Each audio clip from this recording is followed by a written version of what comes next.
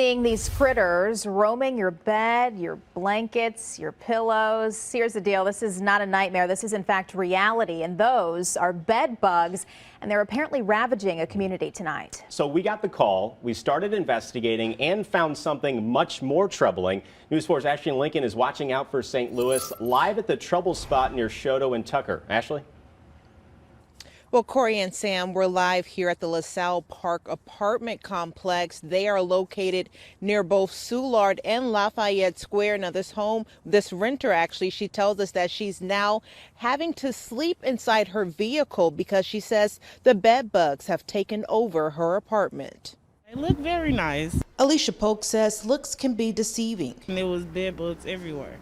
Her new home at the LaSalle Park Apartments is one she wishes she could just abandon altogether. She says 2 days after moving in earlier this month, bed bugs were everywhere. And then at 2 o'clock in the morning, my kids woke up itching, and I woke up itching, and I didn't know what was going on. The insect trap she placed in her hallway overnight shows nearly 20 bed bugs. The whole complex is infested.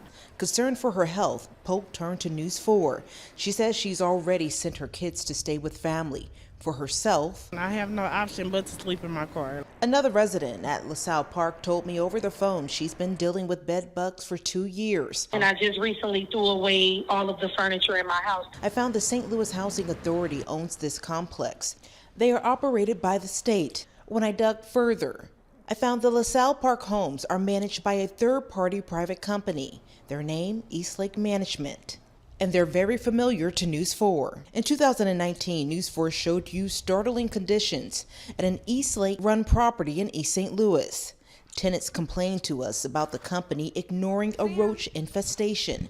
Right here, this is when you walk out the door and roaches just fall on you. And then there was Eastlake South City apartment complex, battling severe flooding last year. It came from under the steps. It was pouring out of my front door. Residents at 2 other housing authority apartments also complained to News 4 about rodents. Eastlake needs to be held accountable for what they're not doing for the tenants on low income. News 4 found the Chicago-based company manages around 70% of the St. Louis Housing Authority's properties.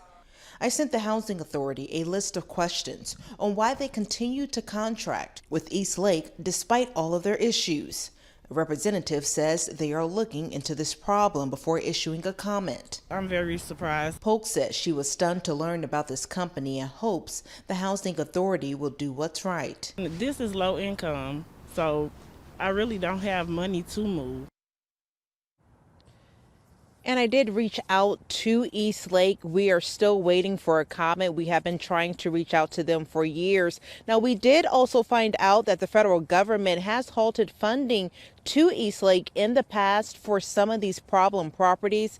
Now, Sam, this is definitely a story that we will continue to follow. Unbelievably that they're having to live in those conditions. Ashley, hopefully that they'll be able to get some help there pretty soon. All right, LaSalle Park and other properties mentioned run on your tax dollar. So we have reached out to Missouri Senators Roy Blunt, Josh Hawley, and Congresswoman Cori Bush. We are awaiting their report.